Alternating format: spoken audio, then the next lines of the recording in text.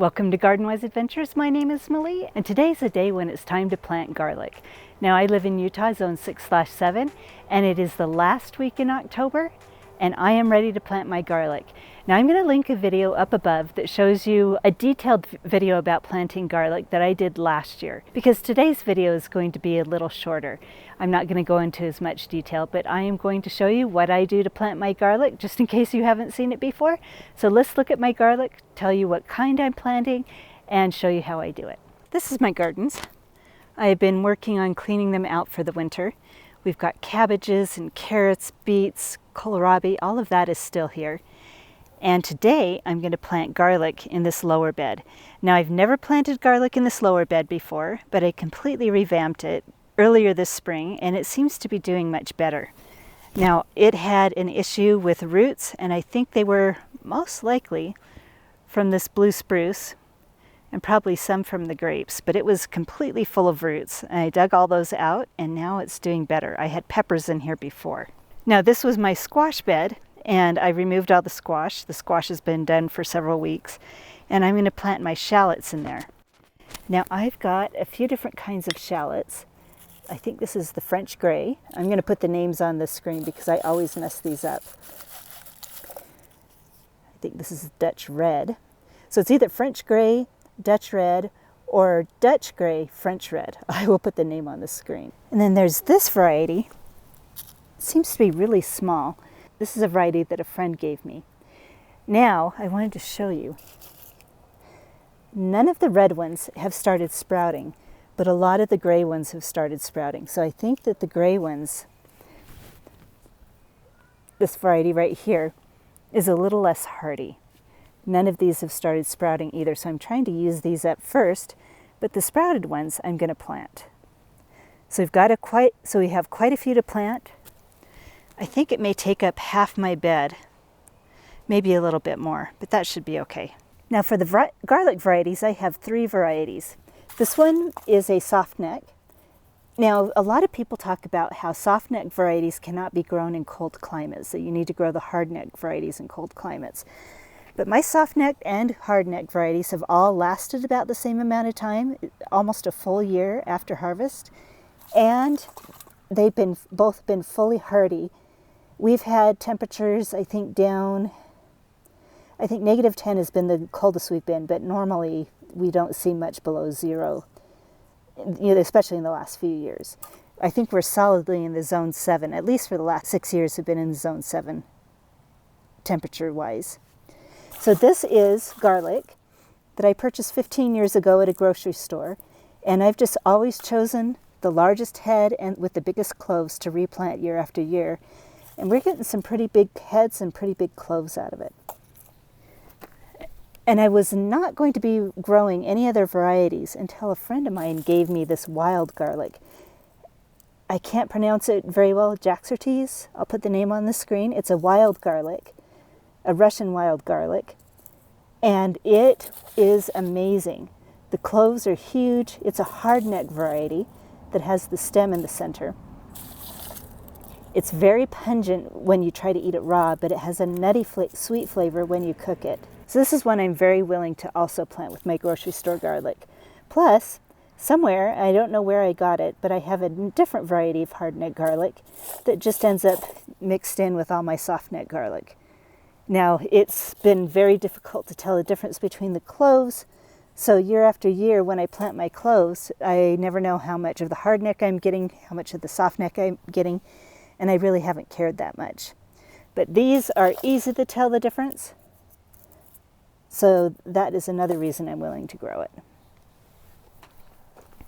Now, another thing that I'm going to plant is these are part of the hardneck variety, and these are from seeds or bulbules that I planted a previous year. So this is what they look like the first year. This comes out of the flower head. Sometimes mine grow around the base of the stalk, and I've heard that's a mutation where the flower head does not reach the top, it just stays at the base. But these come out of the base of the stalk. I plant these, and then the next year they get this big. I replant them again for a second year, and then we get full-size heads. And usually the ones that I plant that look like this, I get larger heads from. Now that's not all the garlic I'm growing. In this bed's going to be dormant over the winter. We're just going to let it sit. We'll cover it with straw. But I have some garlic that I missed last year that I'm just going to leave in this bed, and that will be part of my harvest for next year. And these are probably some of the tiny little bulbules I planted, and they will be bigger for next year. So I know which ones they are, I plant them around the edges of the bed, and anything around the edge of the bed is going to be some of those bulbules that I missed harvesting. Now all of my garden beds were heavily amended in the spring, so all I did is I just raked back the straw, the old straw, which I'm going to be reusing. I'm going to cover up the garlic as soon as I finish planting it. And then I put down some biotone fertilizer. It's a nice, well-rounded fertilizer. It's got about the same amount of nitrogen, potassium, and phosphorus. So I just spread some of that on there, and next spring, early in the spring, I will put down some more nitrogen. I would have put a little nitrogen down now, but it's not going to need it really over the winter, and I also ran out. So let's show you how I plant my garlic. Now we're going to have a little bit of noise. If you can see up there, we have paragliders. I don't know why they've chosen to fly over this area. This is not a normal place for them to fly, but there is an area really close to our house that is a well-known area for paragliding. But he looks like he's having fun. Now I don't do anything really fancy when planting my garlic bulbs. I just set them out, and I think I'll probably keep the varieties separate.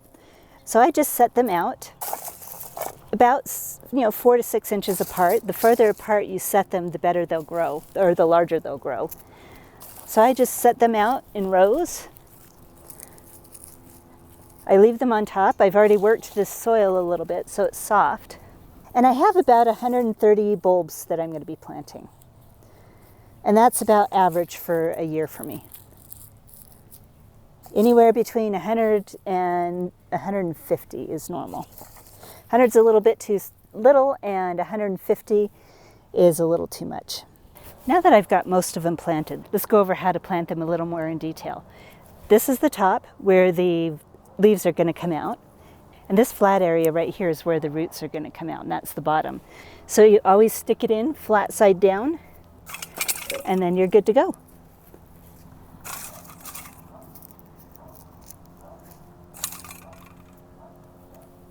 So now we have them. They're not at depth yet, but all I'm going to do with each one of them is take them and push them down about 2 inches. Make sure they're covered.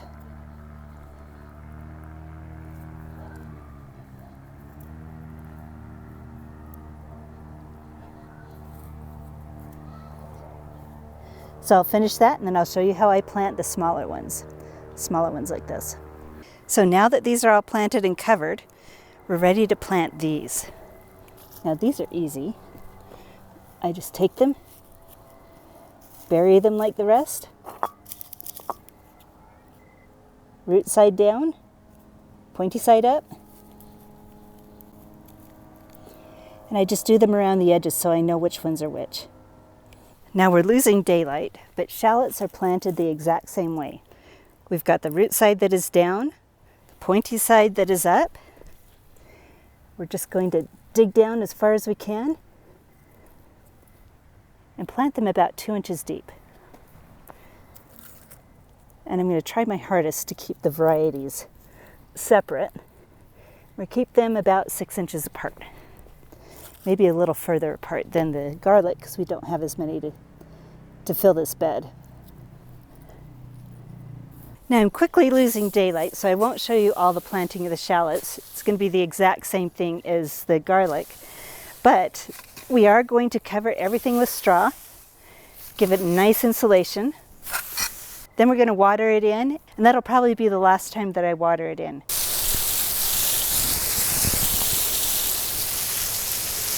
So everything's watered in, and they have a good heavy mulch of straw. Now I mulch them with straw because we do get below freezing here. Matter of fact, next week, every night is going to be below freezing.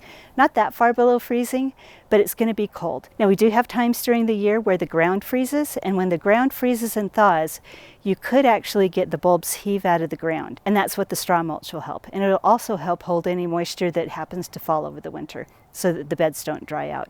Now I watered them in once. That's probably all I'll water them in, because next week we are forecasted to have some rain, and that should be plenty of water for it, plus whatever snow we get over the winter. Now, if we do have an abnormally dry year, I will go through probably once every 2 weeks if it's really dry, or once a month if it's only sort of dry, and look at it and see if they need to be watered. But that is it. That's all that needs to be done for garlic and shallots. Now, I'd love to hear which area of the country you live in, and if you plant garlic, what varieties are your favorite. So hopefully this video has been helpful for you. If it has been helpful, I hope you like, subscribe, share it with your friends, and go have a wonderful garden adventure.